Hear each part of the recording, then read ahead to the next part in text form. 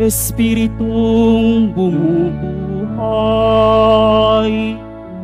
ang salita mo may kapal, buhay mo ang tinataglay.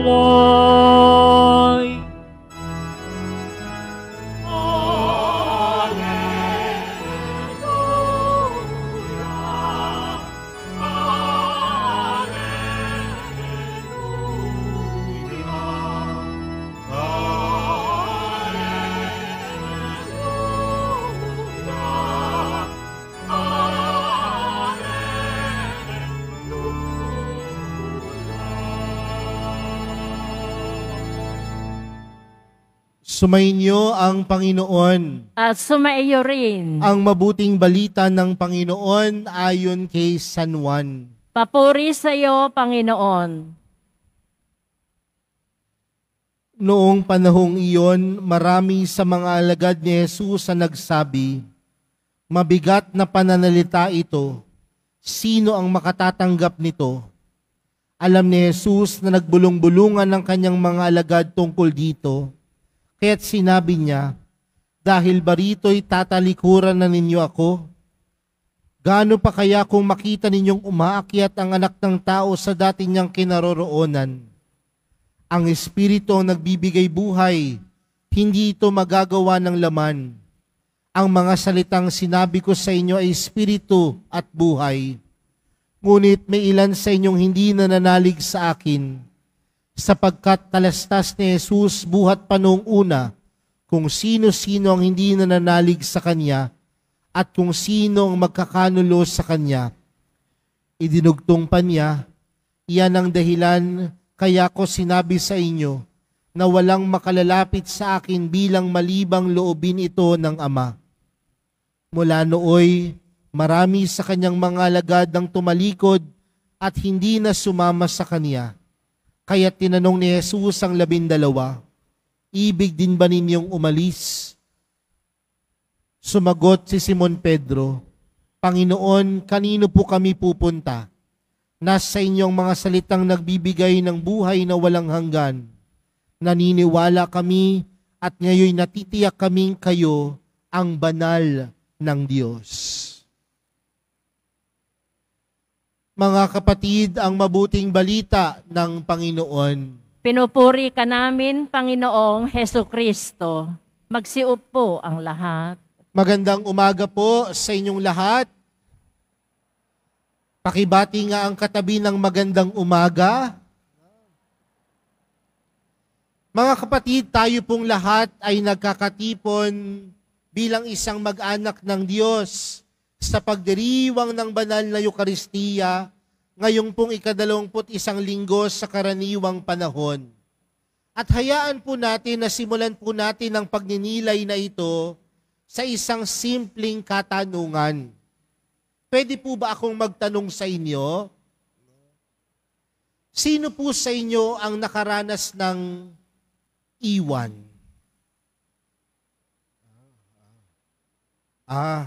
Wala pang nakakaranas na iwanan o maiwan. No? Marahil, marami sa atin dito ang nakaranas ng maiwan. Hindi lamang sa pag-ibig, ha? No? Ngayon po, long weekend. Tapos pagbukas mo ng inyong social media account, nakita mo yung mga kaibigan mo nasa ibang lugar, hindi ka sinama. Sa madaling salita, iniwan ka. Ano kaya ang mararamdaman mo?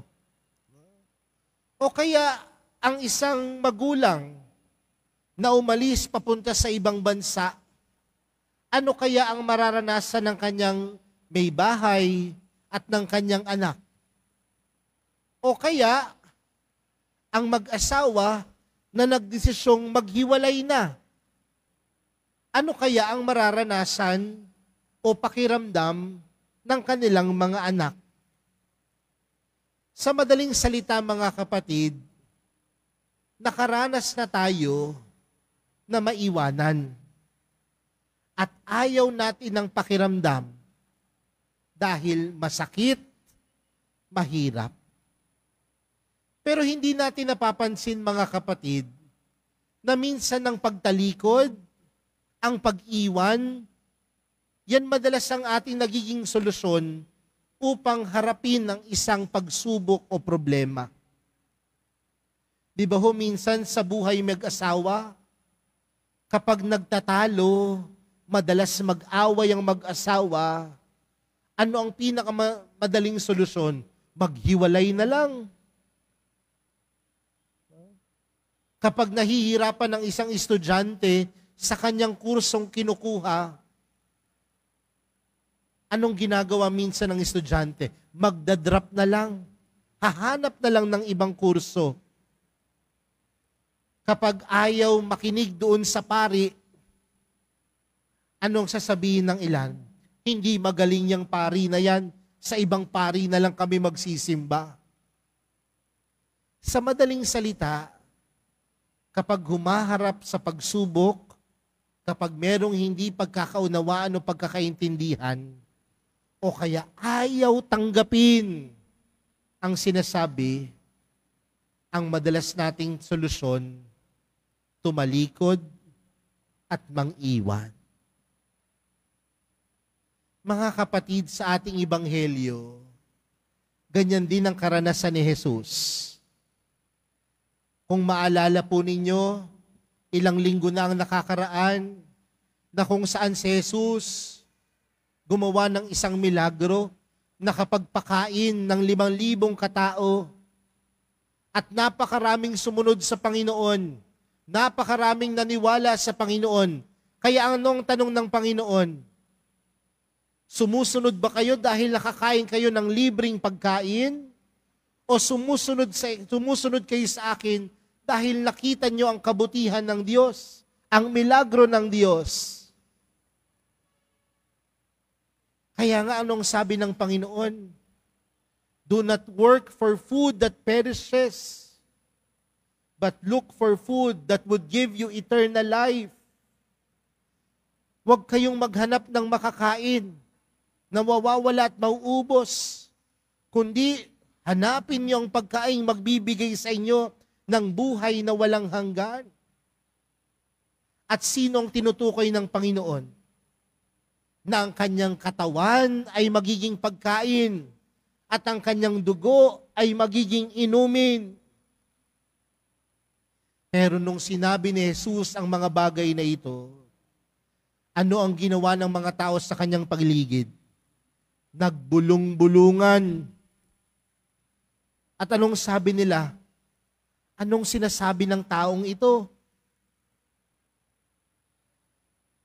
Pansinin po ninyo, hindi nila naintindihan kung anong sinabi ng Panginoon.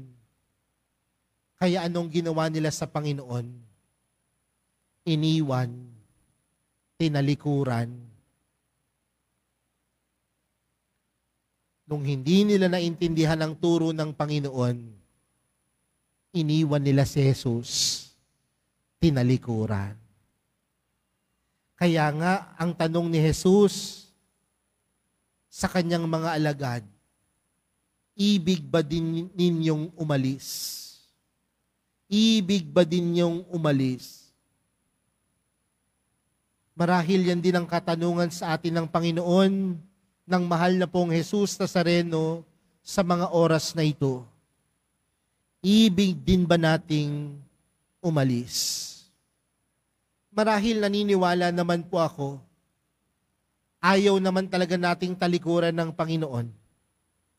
Ayaw naman talaga nating iwan si Jesus. Ayaw naman talaga nating pabayaan si Jesus. Pero hindi natin napapansin na minsan sa buhay natin, inaalisin din natin si Jesus. Kailan ang mga bagay na ito? Sa mga pagkakataon na tumatanggap tayo ng komunyon at hindi tayo nagpapaka-Jesus sa ating kapwa. Sa mga pagkakataon na tayo bilang mga deboto ng mahal na pong Jesus Nazareno, dumadalo ng misa, pero mabigat naman sa kalooban. Iniiwan din natin ng Panginoon sa mga pagkakataon na hindi naaayon sa buhay natin ang ating pananampalataya. Iniiwan din natin si Jesus sa mga pagkakataon na tayo ay nagkakasala. Sa mga pagkakataon na sinasaktan natin si Jesus, sa mga maling desisyon na ginagawa natin, sa mga maling pagpili na ginagawa natin. Hindi ba parang iniiwan din natin ng Panginoon?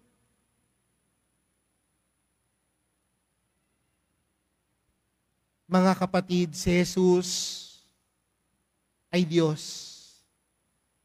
Pero kasama ng kanyang pagka-Diyos, siya din ay taong kagaya natin. Kung nasasaktan tayong maiwan, kung nasasaktan tayong talikuran, kung nasasaktan tayong sa tingin natin tayo ay pinabayaan,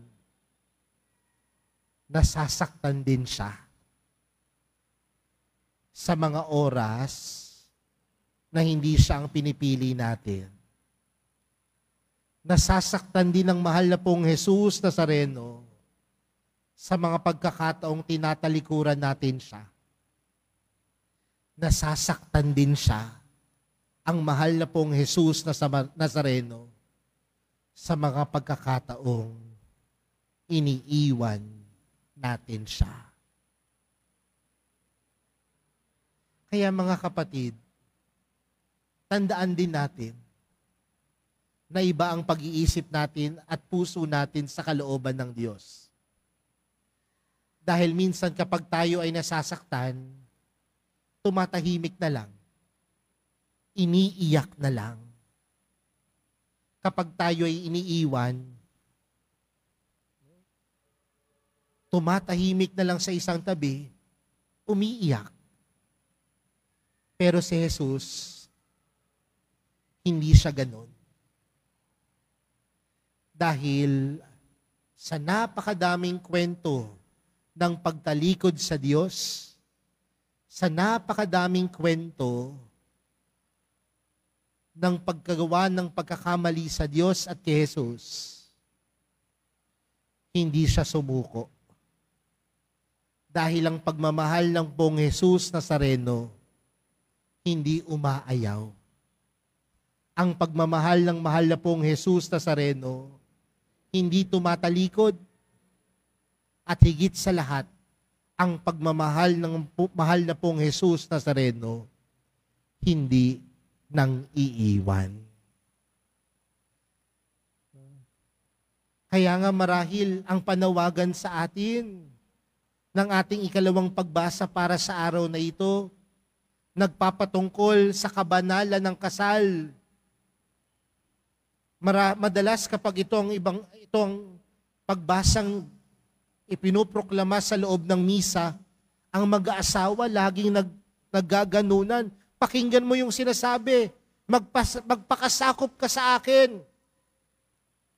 Pero ano yung namumutawi sa sulat ni San Pablo? Mahalin nyo ang inyong asawa, kagaya ng pagmamahal ni Jesus sa kanyang simbahan. At tandaan natin ang pagmamahal ng Diyos. Hindi sumusuko, hindi umaayaw at hindi tumatalikod. Sa madaling salita, kahit hindi perpekto ang isang relasyon, kung nandoon ang pagmamahal, walang aayaw, walang tatalikod. Kaya mga kapatid, sa araw na ito, tandaan din natin, ang bawat relasyon natin, hindi naman yan perpekto. May mga pagsubok, may mga hirap. Kaya nga minsan, anong sasabihin natin? Ako na naman ba ang magpapakumbaba? Ako na naman ba ang hihingi ng sorry? Ako na naman ba ang iintindi? Pero ang tanong, wala namang masama doon, di ba? Kung kaya mo pang intindihin ng iyong kapwa, ibig sabihin, kaya mo pang wag tumalikod. Kung kaya mo pang intindihin ang pagkakamali ng iyong kinakasama, ng iyong asawa, ng iyong minamahal sa buhay, ibig sabihin, kaya mo pang wag umayaw. Dahil kaya mo pang magbigay. At sa mga oras na ikaw ay nagbibigay, you're not just simply giving more, but you are giving your best. Kaya mga kapatid, sa araw na ito, marami mang pagsubok, marami mang pagkakataon na tayo ay umaayaw, marami mang pagkakataon na gusto nating tumalikod. Tandaan natin, meron tayong Diyos na hindi aayaw. Meron tayong Diyos na hindi susuko. Meron tayong Diyos na hindi tayo tatalikuran.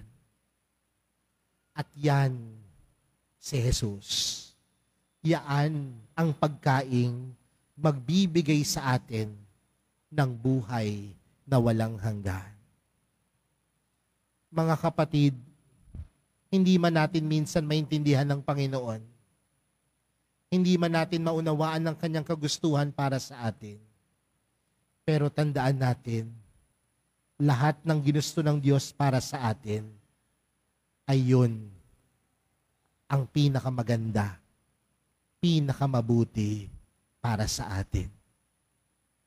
Umayaw man tayo, tumalikod man tayo, pero tandaan mo, ang mahal na pong Jesus Nazareno, hindi ka susukuan, hindi ka aayawan, at higit sa lahat, hindi ka tatalikuran.